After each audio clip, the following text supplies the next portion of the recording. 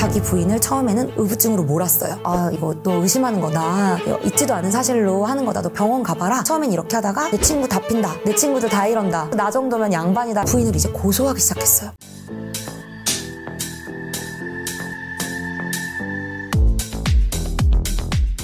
저는 안소윤 변호사라고 합니다. 현재는 법률사무소 수석의 대표 변호사로 일하고 있고요. 지금까지 이혼이랑 상간사건은 한 2,000건 이상 상담을 해서 정말 대한민국에 일어나는 어지간한 분류는 다 봤다. 그래서 이혼이랑 상간 관련된 컨텐츠 오늘 말씀드리려고 합니다. 이게 참 가슴 아픈 사건인데요. 이제 이 부부의 인연은 10여 년 전 캠퍼스로 이제 거슬러 올라갑니다. 캠퍼스에서 만나서 첫눈에 반한 거예요. 그래서 이제 결혼까지 이르른 인고 부부였어요. 10년 뭐 가까이 연애하고 또 결혼해서도 10년 넘게 같이 산 너무 그림 같은 부부였는데요. 남편이랑 부인이랑 이제 동갑내기였고요. 40대 부부였어요. 어느 날 이제 우리 40대 남편분이 20대 여직원이랑 자꾸 메시지를 주고받는 거예요. 근데 좀 기분이 이상하잖아요. 근데 상사로서 부하 직원이랑 이제 뭐 얘기를 하는 거다라고 했는데 여자의 촉이라는 게 굉장히 무섭거든요. 너무 이상해서 이제 부인이 저희 사무실을 찾아오게 됩니다. 그래서 처음에는 증거가 하나도 없고 좀 아닌 것 같은데 라고 생각은 했지만 이제 게임이라던가 생일 축하 메시지라던가 이상한 정황들이 하나씩 발견이 되는 거예요. 그래서 이제 결국은 소송을 걸어서 아니더라도 이건 확인해 봐야겠다 라고 하고 이제 소송으로 들어가게 됐는데 이 사건 같은 경우는 알고 보니 정말로 이 남편분이 20대 여직원이랑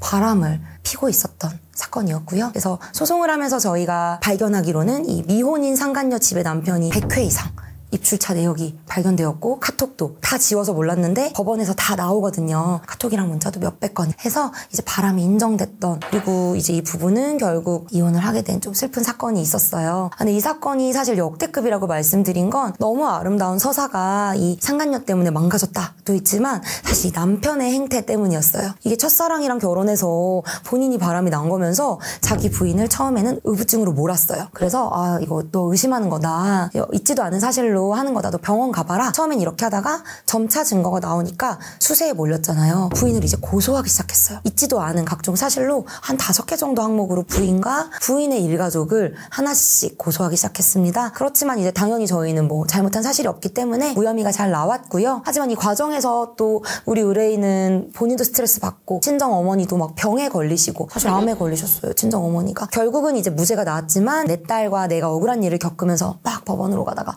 암에까지 걸렸고, 이 결론은 어떻게 되냐면 당연히 저희가 이겼고요. 모든 증거를 확보해서 이 남편은 우리를 고소했지만 결국 이것들은 다 되지 않았고 오히려 이상한 사실을 유포했다가 본인이 형사 범죄자가 되어서 직장에서도 잘리게 된 나름대로 사이다 결말의 사건이지만 참 이기고도 씁쓸했던 이 첫사랑 그리고 낭만적인 사랑의 좀 종말을 지켜봤던 사건이 있었습니다. 그러면 주변 환경에서 좀 독특하게 바람이 난 그런 케이스들은 없었을까요? 이제 물론 저는 전체 통계가 아니고 이제 저희 사무실 기준으로 말씀드리는 거긴 한데 최근에 좀 의료계 종사하시는 분들, 그러니까 소위 의사분들의 바람 사건이 좀 급증하고 있어요. 굉장히 화려하고 이제 어떻게 보면 여성으로 치면 굉장히 화려한 미인 같은 분들인 거예요. 사회적으로 되게 인정받는 직업, 그리고 누가 봐도 이제 좋은 직업, 그리고 이제 또 자본주의 사회에서 많은 재력을 가지고 그 재력에서 나오는 여유가 있어요. 직업과 재력도 있지만 남자를 정말 알파 메일로 만든 요소가 하나 있어요. 여유로운 남자로 만드는 요소. 바로 집에 있는 부인과 아이들입니다. 특히 이제 부인의 내조를 전폭적으로 받으시면서 일하시는 경우가 많아요, 이런 분들은. 그래서 아내분들께서 사회생활을 원래 하셨다 할지라도 현재는 이제 전업주부로 아이들을 케어하시는 경우도 많고, 부잣집 딸이라던가 원래부터 결혼할 때부터 여성의 능력보다는 나를 잘 내조해줄 수 있고 좀 나를 서포트해줄 수 있는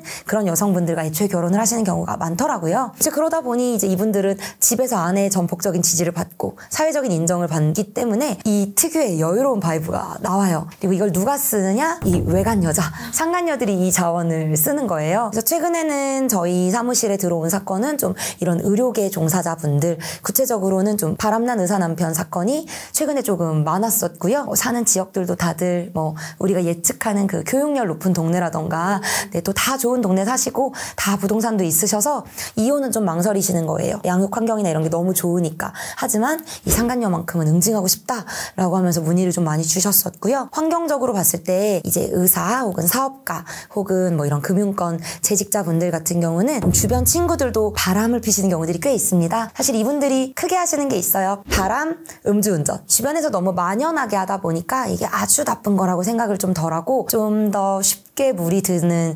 경향이 있으신 것 같아요. 물론 마음이 딱 잡힌 사람이라면 뭐 휩쓸리지 않으시겠지만요. 아무래도 주변에서 너도 피고 나도 피고 이런 좀 분위기가 형성되어 있어서 실제로 증거 파일로 들어온 녹음을 들어보면 내 친구 다 핀다. 내 친구들 다 이런다. 나 정도면 양반이다라는 말씀을 하시는 분들도 있어요. 그러다 보면 상간녀가 겹친다던가 이런 경우도 있을까요? 아직까지는 그런 상간녀가 겹친 적은 없었는데요. 다만 특정한 그 화류계에 종사하시는 분들이랑 육체적 관계를 맺거나 바깥에서 따로 만나서 데이트를 하면 그것도 우리 법원에서는 부정행위로 보고 있어요. 아주 지속적인 관계가 아니라 이례적 관계더라도 이거를 육체적 관계가 있었다면 충분히 부정행위로 보고 있고요. 두 번째로 육체적 관계가 꼭 없었다 하더라도 우리가 말하는 스폰이라고 하죠. 네, 그렇게 좀 물질적인 공세를 장기간에 걸쳐서 했다면 혹은 뭐 데이트를 하면서 애정 표현 카톡을 많이 나눴다면 뭐 구체적인 예로는 사랑해, 하트 이런 것들이 들어갔다면 우리 대법원에서는 배우자가 정조 의무를 위반했다고 보고 있어요. 그것이 우리 민사상 불법행위 손해배상 청구인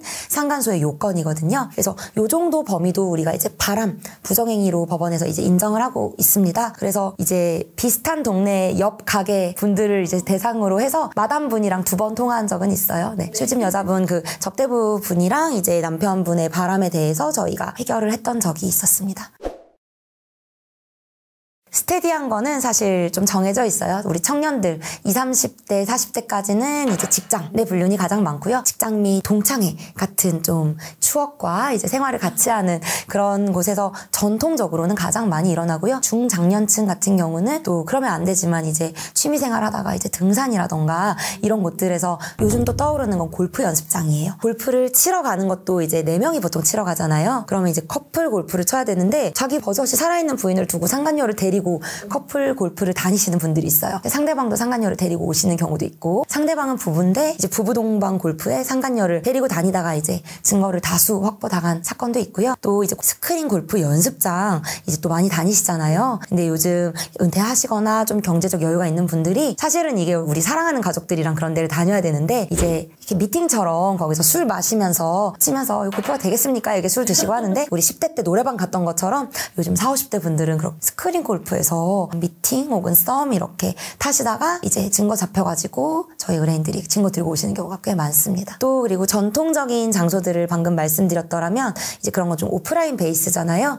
근데 요즘 또 현대 2025년 트렌드는 뭐 한 몇 년 전부터 시작된 거지만 앱과 오픈 채팅, 카페들이 있겠습니다. 그래서 이게 참 나쁜 게 뭐냐면 본인이 유부남 유부녀인 걸 속이고 만나는 앱들이 있고요. 애초에 본인이 유부남 유부녀인 걸 오픈하고 자기들끼리 만나는 카페나 오픈 채팅방이 있어요. 인증을 막 하라고 해요. 그래서 너무 속상한 게 막 인증으로 애기 사진으로 하기도 하고 자기 결혼했던 또 요즘 카카오톡에서도 다 증명서를 뗄 수가 있다 보니 이제 뭐 그런 증명을 좀 하기도 하고 어찌됐건 서로가 이제 유부인 거를 확인하고 좀 방에 입장하는 그런 방들이 있어요. 왜 그런지 아세요? 어떤 드라마에도 나왔던 대사인데요. 바람 피는 사람들이 원하는 상대방이 누구냐면 뒤끝 없는 사람. 그래서 현재 결혼 상태에 있는 사람들 유부는 유부끼리 만나고 싶어하는 니즈가 또 있어요. 깔끔하게 피려고 나한테 질척거리지 못하니까. 그래서 이제 유부끼리 좀 만나고 싶어하는 분들은 요런 데서 하고요. 난 유부인데 미혼을 만나고 싶어. 하지만 정상적인 미혼은 날 만나주지 않겠죠. 과거 서사가 있거나 남자 상사와 이제 계약직 여직원 간의 관계라던가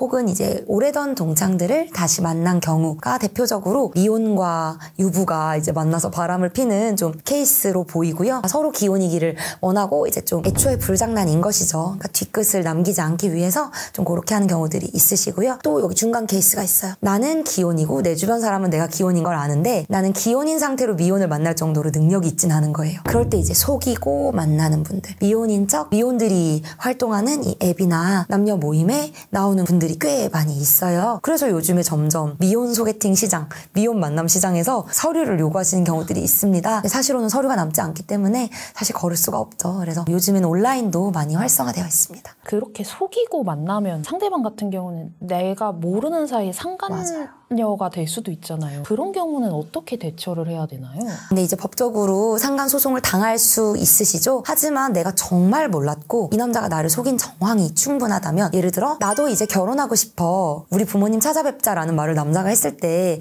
이건 사실 미혼 남자가 하는 단어잖아요. 그럴 때는 이제 이 여자도 피해자라고 법원에서 보고 있어요. 그래서 우리 상간 소송의 피고가 되려면 두 가지가 있어야 돼요. 하나는 부정행위죠. 또 하나, 상간의 고의가 있어야 됩니다. 내가 지금 가정이 있는 남자랑 혹은 여자랑 바람을 피고 있다는 고의가 있어야 되는데요. 내가 정말 피해자라면 이 고의가 없겠죠. 그래서 내가 정말 억울하다면 이 부분은 입증을 해서 벗어날 수 있고, 오히려 나를 속이고 만난 사람에게 성적 자기결정권 침해에 대한 소송을 걸 수 있어요. 그러면은 일종의 위자료 같은 것도 받을 수 있나요? 위자료를 받을 수 있어요. 그 위자료 금액은 보통 그러면은 정말 모르고 만났다라고 하면 얼마 정도를 받아낼 수 있는 건가요? 예전에는 이제 혼인빙자 간음죄라고 해서 혼인할 것처럼 해놓고 이제 관계를 맺어놓고 알고 보니 유부남이었거나 나랑 혼인할 생각이 없었던 경우에 대해서 형사처벌이 됐어요. 그때는 이제 이런 합의금이라던가 손해배상금이 더 높았었지만, 오늘날에는 간통죄도 현재 없어지고 이 혼인빙자 간음죄도 현재 없어졌어요. 그래서 결론적으로 금액은 1,000만 원 언저리다라고 저희가 말씀드리고 있고요. 다만 이 소송의 의미는 내가 상간녀가 아님을, 나도 피해자임을 남기는 좀 의미가 있기 때문에 이 소송을 하시는 분들은 돈 그 자체보다는 나의 억울함을, 그리고 이제 저 사람이 가해자임을 좀 명백하게 증거로 남기고 싶어 하세요. 안 그러면 내가 시집도 안 갔는데 그 부인은 나를 상간녀라고 생각하거든요. 상간녀들은 다 몰랐다고 해요. 그렇기 때문에 이 판결문을 남겨놓음으로써 내가 정말 피해자라는 거를 좀 남겨놓고 싶어 하시는 분들이 있죠.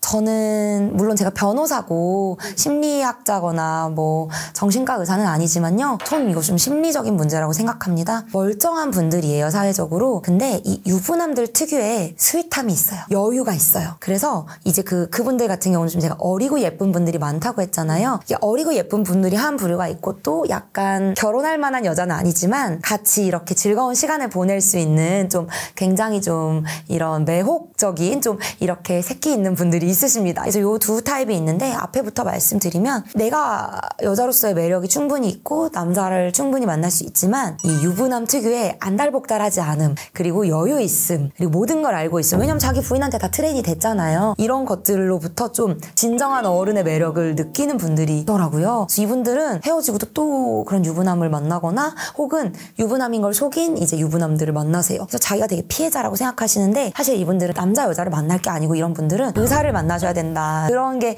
상담부터 받으셔야 한다라는 게 저의 생각이에요. 한 번만 피시는 분들이 별로 없어요. 결혼을 해도 사랑에 빠질 수 있어요. 빠질 수 있는데, 그럼 내 배우자와의 관계를 정리하고 내가 만나는 사람을 상간자로 만들지 않고 내 배우자에게도 최선을 다해서 줄 돈 주고 이제 아름답게 이별하고 새로운 사랑을 떠난다. 그러면 이건 타이밍이 다르게 뒤늦게 찾아온 사랑이라고 우리가 부를 수 있죠. 근데 관계를 정리하지 않고 이렇게 두 명의 피해자를 만드는 것, 내 여친은 상간녀로 만들고 내 부인은 바람당한 여자로 만드는 것, 내 자식들까지, 전 이건 사랑이라고 볼 수 없다고 생각해요. 중독 증상이랑 비슷하다고 생각합니다.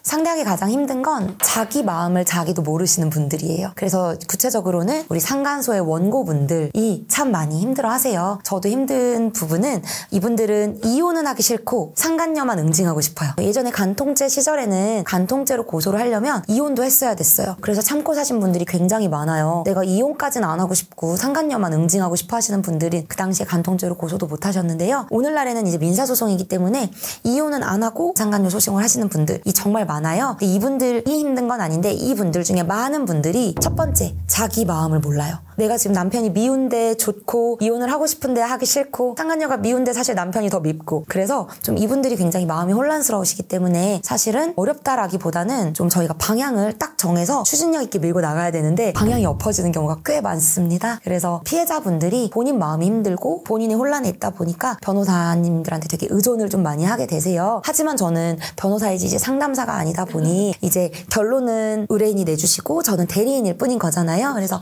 이 부분에 있어서 좀 충분히 많은 얘기를 나누고, 사실 저희 사무실은 그래서 상담도 연계해서 보내드리고 있어요. 제 돈으로 사비로 보내드리고 있는데, 이건 사실 뭐 제가 좋은 사람이고 싶고 좋은 변호사고 싶어서 하는 것도 있지만, 또 사건 수행을 명확하게 추진력 있게 하기 위해서도 저는 의뢰인분들이 이 사건은 법리적으로도 중요하지만 자기 마음을, 내가 누구인지 내가 무엇을 원하는지 알아가는 과정이라고 생각해요. 그래서 또 하나 힘든 의뢰인들은 거짓말하는 사람들이에요. 정말 안 돼요. 왜냐면 저는 우리 의뢰인의 편이고 저희는 저희는 비밀 유지 의무가 있기 때문에 어떤 나쁜 걸 얘기하셔도 좀 찜찜한 걸 얘기하셔도 저희는 다 비밀을 지켜드리는 여러분의 남편보다 더 여러분의 편이 변호사거든요. 그런데 이제 저희한테도 잘 보이고 싶거나 혹은 좀 절대 그럴 일이 없는데 저희가 어디 가서 말할까봐 걱정이 되시나 봐요. 남편한테든 뭐 자녀한테든. 그래서 저희가 비밀 유지가 있음에도 불구하고 저희한테 거짓말을 하시는 분들이 있거든요. 너무 힘들어요. 왜 힘드냐? 소송 도중에 다 밝혀져요. 예를 들어 이혼이 하고 싶대요. 그래서 제가 막 열심히 이혼을 도와드렸어요. 알고 보니까 우리 의뢰인이 바람을 피고 계셨네요. 그걸 제가 알았더라면 조금 더 남편분을 자극하지 않았었을 텐데 저희가 막 이제 너무 공격적으로 하니까 또